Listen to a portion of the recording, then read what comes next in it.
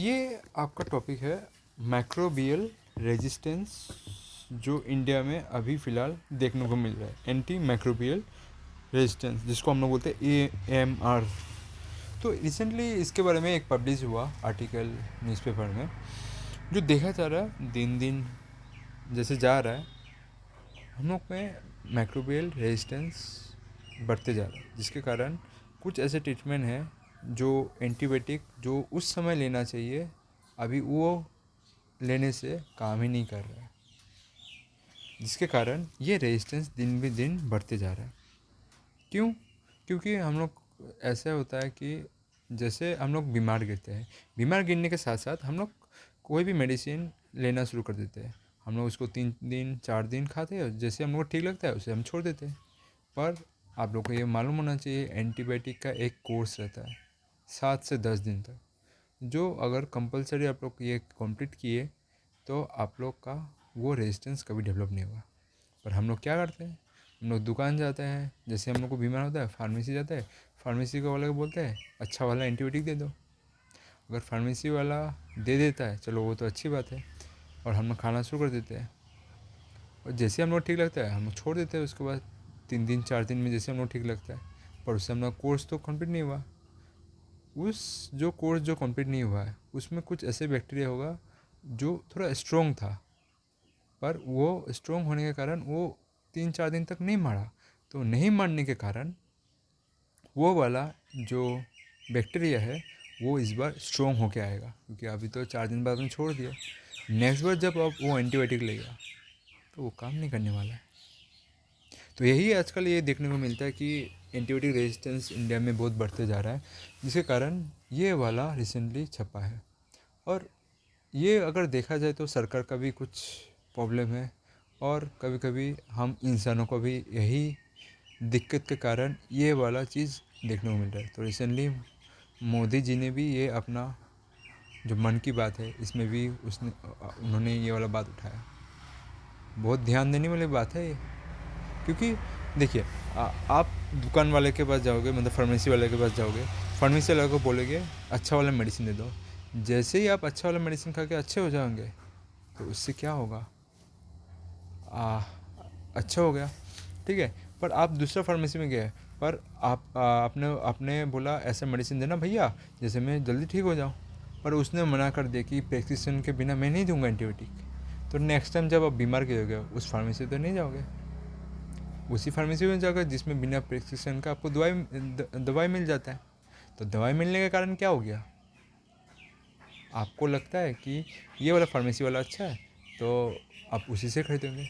दूसरा वाला फार्मेसी को लगेगा अरे यार मेरे बिजनेस में लॉस हो रहा है, मैं अगर ऐसे प्रेस्क्रिप्शन ढूंढ के ही दूंगा तो अगर मेडिसिन, जिस कारण से ये वाला अभी देखने को मिल रहा है कि फार्मेसी वाला तो दे देता है, और हम लोग भी ये चीज़ हम लोग को मालूम नहीं होता है कि कोर्स कितना दिन का खाना चाहिए, छोड़ देते हैं, जिसके कारण ये वाला डेवलप होते जा रहा है।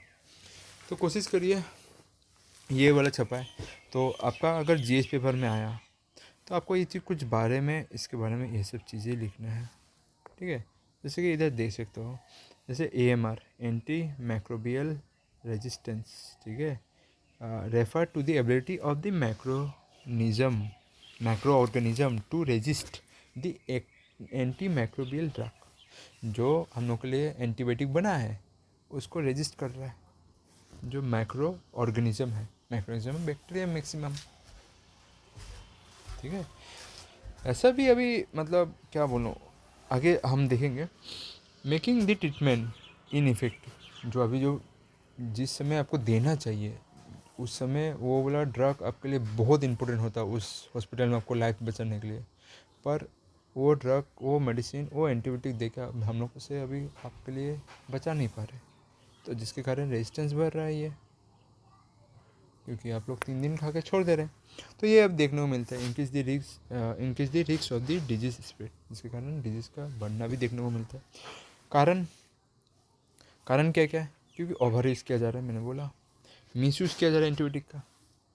मिस यूज़ आपको चाहिए आप ले आ रहे हैं दुकान से बिना डॉक्टर का सलाह लिए, बिना प्रेस्क्रिप्शन लिए। Antibiotic use in agriculture and life stock, ऐसे भी एंटीबायोटिक है जो देखा जा रहा है कि ये एग्रीकल्चर भी यूज़ किया जा रहा है, लाइफ स्टॉक में यूज़ किया जा रहा है। जैसे जैसे आपका आपका जो है पोल्ट्री फार्म में जाते हो, उसमें तो आपको पता है भर भर के एंटीबायोटिक खिलाया जाता है। आपने उसका अगर मीट कंज्यूम किया, वो मीट से क्या होगा, वो जो उस फार्म में खिलाया जा रहा था मुर्गियों को एंटीबायोटिक, वो एंटीबायोटिक उस उनके मीट के सहारे आपके शरीर में आ सकता है, आप क्योंकि आपने कंज्यूम किया है। कंज्यूम करते ही ये वाला क्या होगा, जो आपके घर में आपके शरीर में जो सुपर बैक्टीरिया उसे जब वो वाला एंटीबायोटिक मिलेगा, एंटीबायोटिक मिलते ही वो अपने फार्म का मीट एक दिन ही खाया, एक दिन खाते उसको फिर से उसने देख लिया, उसने अपना ये जेनेटिक को फिर से मॉडिफाई कर लिया, हाँ इससे भी अभी बचना मेरे को आ गया है, तो उसने सीख लिया जीना।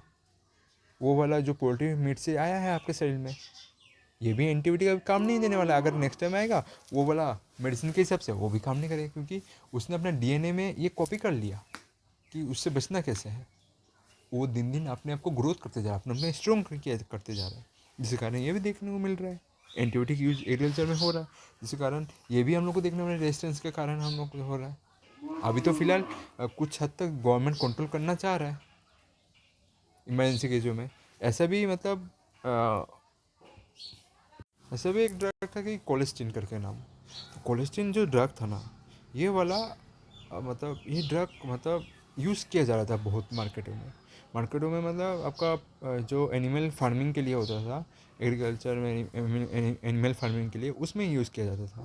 तो सरकार ने इसमें बैन लगा दिया, क्योंकि पता है कोलेस्टिन जो होता है ना, आप अगर आईसीयू में एडमिट है, आईसीयू में एडमिट होने के कारण ये आपको कोलेस्टिन दिया जाता है, ये आपको बचाता है बहुत तरीके के इन्फेक्शन से। ताकि आईसीयू में तो आपको तो क्या बोलता है, आपका इम्यूनिटी सिस्टम बहुत डाउन हो जाता है, जिसके कारण ये वाला आपको ये ड्रग दिया जाता था for treating this serious multi drug resistance infection, ये वाला आपको दिया जाता है question.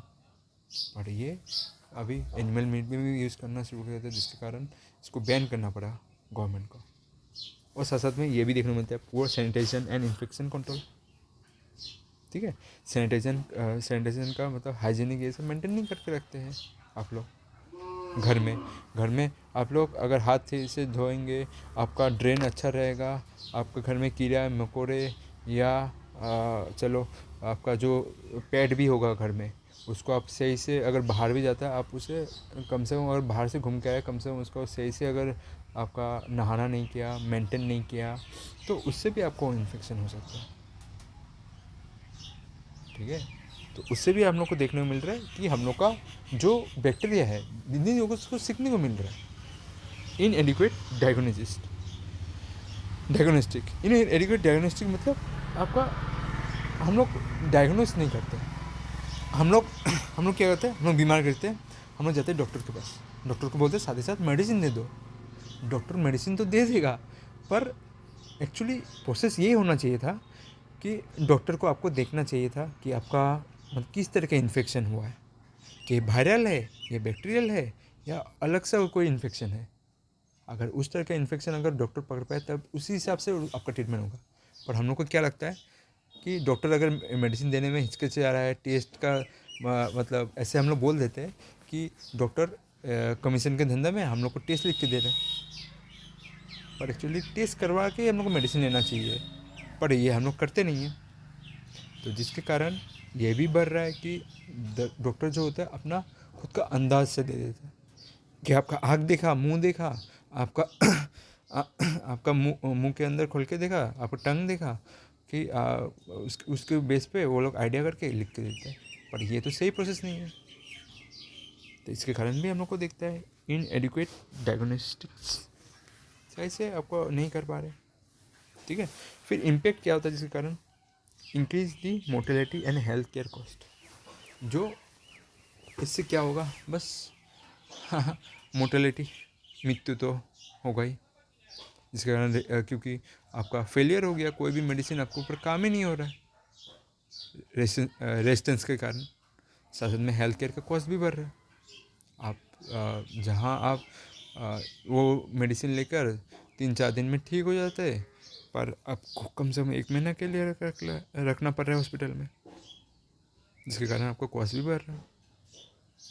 Treatment to surgery and the modern medicine, threat to the surgery and modern medicine, जो हम लोग नया मेडिसिन ला रहे हैं उस हिसाब से चेंज करके उसको भी वो काम नहीं कर रहा है, तो वो काम नहीं करेगा तो हम लोग क्या मेडिसिन दे उसको बचाने के लिए। जो मेडिसिन आ रहा है आप 3 दिन खा के छोड़ दे रहे हो, तो ये भी है मॉडर्न मेडिसिन उसके ऊपर काम ही नहीं करेगा बाद में। थ्रेट टू दी सर्जरी, ठीक है, तो मॉडर्न मेडिसिन। फिर मेजर किस तरह से बचना चाहिए। माइक्रोबियल मतलब आपको देखो मेजर लेना है एंटी